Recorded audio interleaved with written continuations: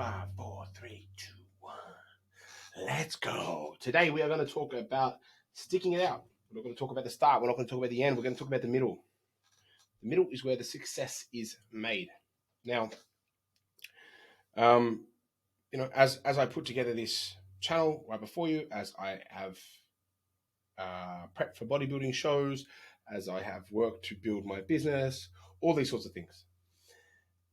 The middle is where the money is made, and that's the most uncomfortable part. That's the part where you feel like you're not making any progress, and that's the part where you want to quit the most. And therefore, you need to rewire your brain to understand that that is the most important part. If you don't, you won't succeed. So, what does that look like? We're gonna I don't know what the fuck I can write on here. We're gonna have start. Wow.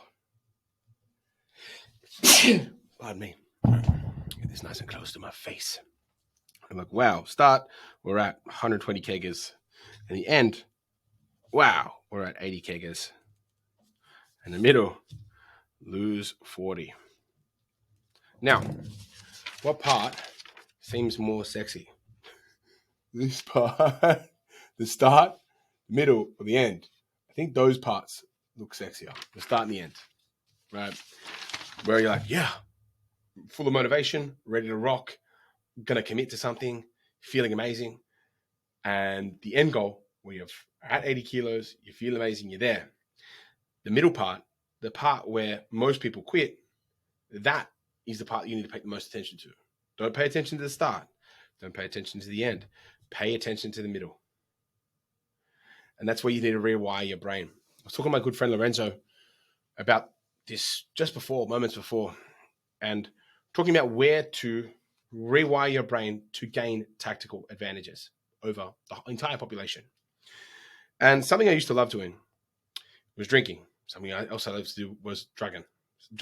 Something else I loved to do was eating. Now, what are those three things going to do? Drugs going to fuck up my mentality and motivation.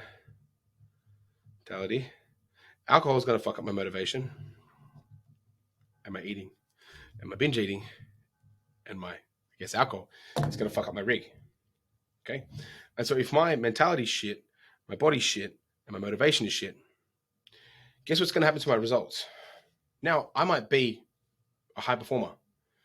I might be able to do those things and still get away with growing my business, still get away with performing. But will I be at my best? No. And that's something that people need to understand. And so how can you rewire your brain to enjoy the things that are the hardest to do, that nobody's willing to stick at, so you can get the result at the end? Because I guarantee you, there's a fuckload of people that are at 120 kilos that want to be at 80, but they don't want to go through the discomfort of losing 40 to get there. They'd like to. They tell everybody they want to. They've even started. They've even hired a PT, but fallen off and canceled on the PT and flaked like a little bitch. They've, whatever it is. And I've been around so long. I was raised by a dad that wasn't around. It wasn't even a fucking thing. I wasn't raised by him at all. My mom was fucking high off her tits all the time. I didn't know that. But she wasn't fucking around physically, mentally, financially, right? And I still had the fucking common sense to know that if you exercise, you're going to live a longer life. If you're fit and healthy, you'll be on this planet for a longer period of time. You'll be happier as well. And if at 16, practically a fetus, someone really not smart could understand that that's going to leverage me, I think that's what's led me to use leverage points where I started really slow and a really low point in life against other people. I've used that to my advantage in terms of what can I get with what I've got. If you're someone that is really overweight, okay, and you're looking for an edge over most of the people, because guys, we're in competition with everybody in this world, especially other men.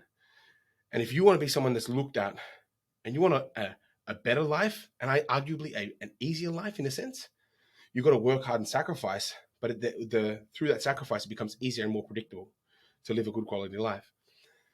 So what you've got to do is rewire and change the way you look at things to embrace the really hard things to get to that end thing. okay, to make the changes. Because if you don't, you'll never get there. And so that's what I realized. I'm like, hang on.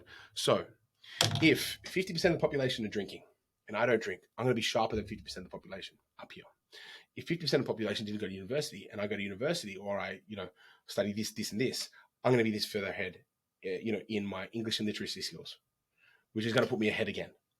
If I don't drug and I exercise, that's going to put me physically at an advantage here, here, here. So if I'm mentally, physically, even if I'm an ugly cunt, I'll still be an advantage. I'll still be the most optimal ugly cunt there is. And I'd rather be that than the least optimal ugly cunt. That makes sense. So I'm all about trying to play the best cards that you've got. And this is just another way of doing that. Okay? Having a look at disregarding the start, disregarding the end, and embracing the middle as a thing you should get really good at is the best way to guarantee success. Okay? A client of mine today reached out to me. I'm tired. I'm feeling burnt out. This client focused on the number. They've lost 13.5 kilos in 4 months, which is a really solid weight of weight loss. It's about 1 kilo a week consistently. Now, this person was saying that they feel burnt out, they feel tired, they don't feel committed, and they're worried about going backwards. Now, do you know how much energy it takes to worry about going backwards? About as much as it takes to get really good at today. And so most people are really uncomfortable with their today. And so they look at ways of escaping mentally, physically. Or what if I go backwards? Maybe that'll make me feel more comfortable because I'm chasing something. They try to self-sabotage, right? Because they self-sabotage because this is uncomfortable. I used to do it with drugs and drinking. I'd be so stressed and I didn't know how to deal with right now. So I'd go to the piss. I'd go get on the bags, and that was my way of dealing with the discomfort that I had in front of me. And instead of doing that, now I embrace them. Fuck, I am so terribly uncomfortable. What can I do to resolve this and feel better faster?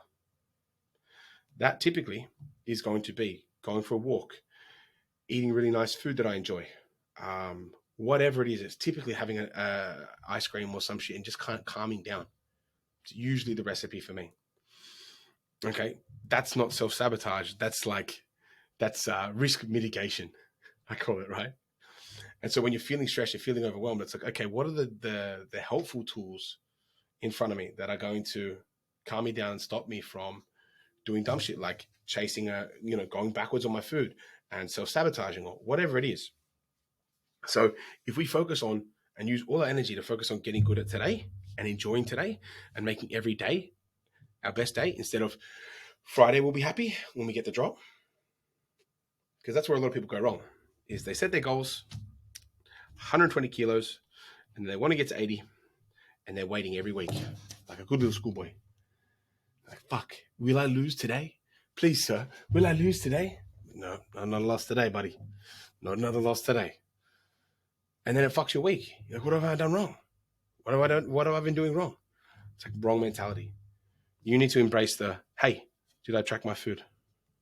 Yep, cool. Did I hit all my exercise sessions?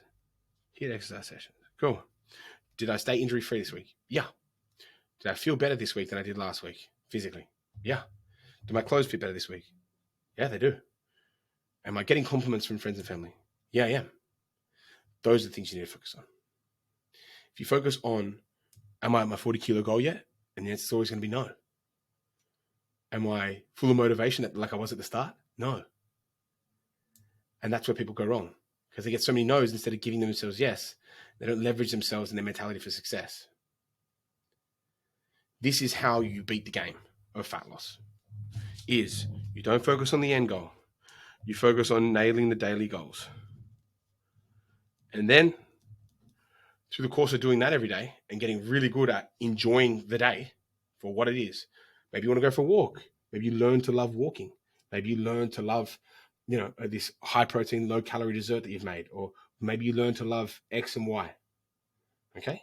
Learn to love these things. You'll be in a really good spot. And that's what I'm talking about, learning to love that middle section. If you learn to love the middle section, you'll be so much better off than trying to love that endpoint, because that endpoint's not going to come. and you won't feel very motivated. Oh, I'll be happy when. I'll be happy when. I'll be happy when. And that's not even delaying gratification, because once you get that 40 kilos, you go, fuck, I just wasted so much time because I'm still not happy because you didn't learn to enjoy today. And so whether or not you get to that 40 kilo weight loss goal, you still have to learn to enjoy today. Because I guarantee you hit for 40 kilo weight loss, you enjoy that day, maybe you'll enjoy 2 hours. And then you probably want to fucking start eating cake because it sucked for so long. You're like, fuck this. I don't want to do another day of this. I want to go back to eating cake because that's what I know I love. Fuck, I'm smart, bro. It's exactly how the journey is. It's exactly how it is. And so many people don't understand it. And that's why they go back and they lose so much weight so fast. And then because you don't enjoy dieting the way you diet, you're going to go back to your shitty way of eating that you did enjoy and that you were used to. And then you'll gain all the weight back because that is the style of eating that kept you at that weight. That's it. Energy in versus energy out. One of my clients hit me with that today. She's like, well, what if I eat this and what if I eat that? I'm like, mate, like, it really doesn't matter what you eat. It's the calories. That's it. So just focus on enjoying food, eating food that you enjoy. Plain and simple. If you don't enjoy said food, what's going to happen? You're going to hate your day because food is a massive portion of our day. If we feel like we have to punish ourselves day on day, day in, day out, that process we're going to learn to hate real fast. Really fucking fast, okay? So I just kind of wanted to highlight that for everybody today. Hope everyone had a really good day. And thanks for tuning into my podcast about loving the middle. Getting really good at the grind, so to speak. I'll see you guys in the next one. Peace.